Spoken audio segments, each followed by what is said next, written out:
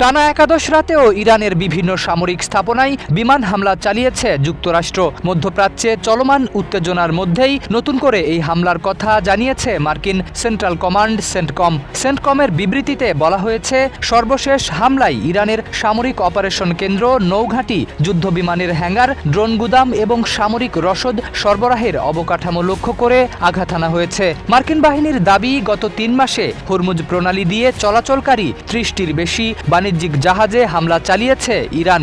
এতে শত শত নাবিকের নিরাপত্তা ঝুঁকির মুখে পড়েছে এবং আন্তর্জাতিক নৌপথে চলাচল ব্যাহত হয়েছে। সেন্টকম জানিয়েছে, হরমুজ প্রণালী এখনও বাণিজ্যিক জাহাজ চলাচলের জন্য উন্মুক্ত রয়েছে। তাদের তথ্য অনুযায়ী মে মাসের শুরু থেকে এখন পর্যন্ত প্রায় 900টি বাণিজ্যিক জাহাজ এবং 45 কোটি ব্যারেল অপরিশোধিত তেলের নিরাপদ পারাপারে সহায়তা করছে মার্কিন বাহিনী।